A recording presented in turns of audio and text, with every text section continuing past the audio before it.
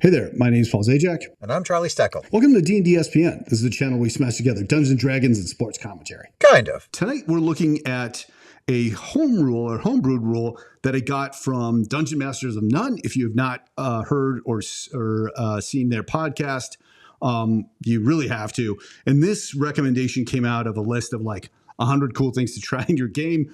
And so like I want to try many more of them after how this one worked out. So the basic idea is I gave each of the players a what's called a super inspiration dice. Really just means that out of combat, they can decide to essentially take the director's camera and notice something else in the environment that they can use to tell a story that gives them some sort of advantage. So we're going to look at, in the end, 3 of the players ended up using this. Let's look at how they did it, and then we'll talk about it. I would like to use my super inspiration out of combat. Oh. Yes. As you guys are all doing what you're doing, I walked over to the table where Corbin and Eileen were having their rendezvous. Yeah. And as I see Indy come to the door, the dog growling and yipping at the door, I grab the large femur bone that still has a good hunk of meat on it that they left behind. Nice. At their impromptu exit, and I'm like, "Oh, puppy!" And I heard that dogs do like a high protein diet, and that the marrow in the bone is wonderful. Here you go, boy. Come on over here. And he comes over and it's like really into it. And I smile. I turn and I smile at Mavis and just say, "You were saying?" Okay, so he's around the back of the building, and this is where the other window is, and he's starting to climb up get into the back window to the window of a warehouse. Okay. We tried so hard. Yeah, we tried many times. I think from already. The bottom, I'm going to look at how he gets in, actually. Kind of discreetly, like not, in the open, He's very familiar with this building, and he finds footholds that you guys couldn't find. He gets up in there, and he enters the building. And as I walk around, I'm going to say, "Oh, it was so easy. Look," and I'm going to use my special dice.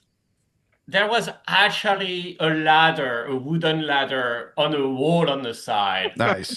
That we could just have pulled and moved along. If only you would see the ladder. It's on wheels, on a track. All right, so you bring the ladder around and line it up to the window. Nice. Genius. Oh, let's go. You're right. Let's go.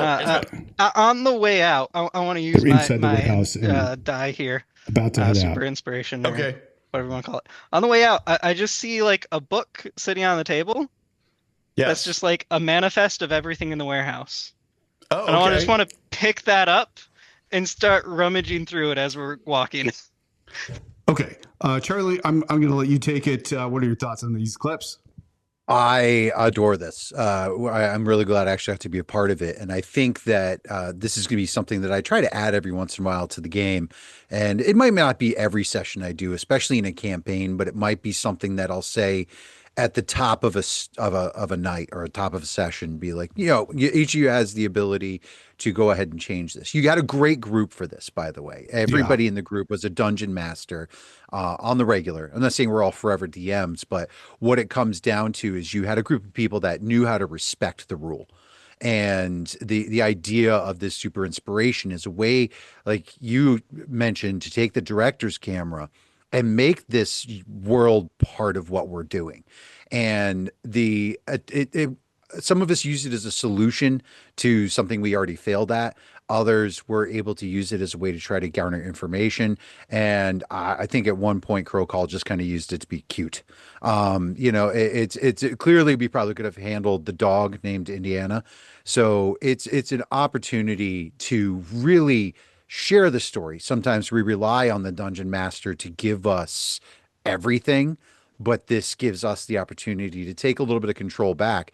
And whether that's to empower us or lull us into a false sense of security, these could be different ways. But nonetheless, it's a great way to inspire us to go do something. Yeah, it was fun to watch. It definitely increases the shared storytelling. You were right that I think we had a good group for it. Nobody kind of broke the game with it.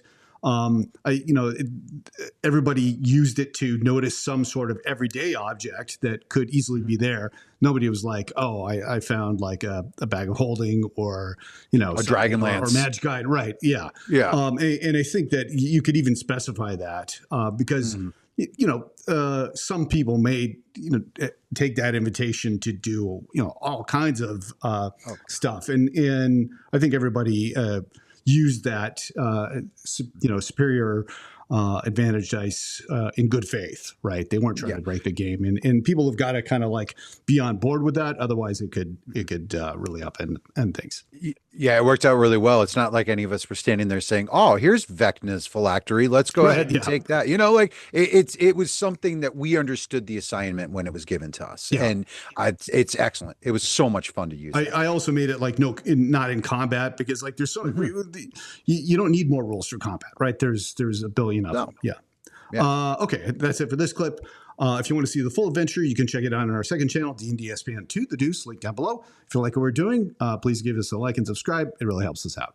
See you next time.